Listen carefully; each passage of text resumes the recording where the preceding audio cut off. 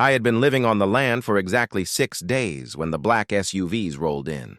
No warning, no introduction, just 3 people in matching blazers, clipboards in hand, standing at the edge of my newly purchased property like they owned the dirt beneath my boots. The woman in front smiled the kind of smile that doesn't reach the eyes.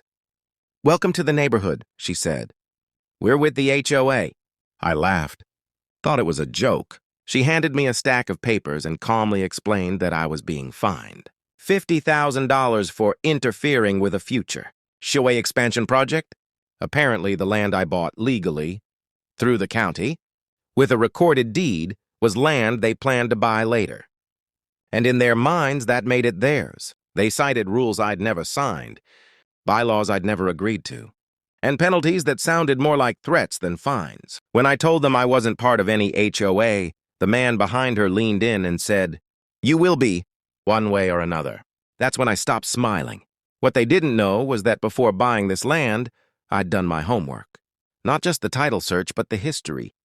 Turns out this HOA had been quietly pressuring elderly owners to sell cheap, then flipping land for massive profit. The parcel I bought was the last piece they needed to connect everything, and I'd bought it first. I asked for their documents, took photos, recorded the conversation. Then I calmly told them they were trespassing and had 5 minutes to leave. They laughed. 2 weeks later, the laughter stopped. The county opened an investigation.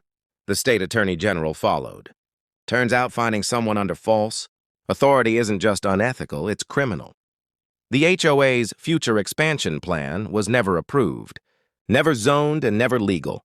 By the end of the month, the HOA president resigned. 2 board members were charged with fraud, and the HOA itself lost its charter. That $50,000 fine? It vanished, replaced by their legal bills. Now every morning I drink my coffee on that land they tried to steal, watching the sun rise over property that's finally quiet. Funny thing about ownership in America, plans don't count, paper does.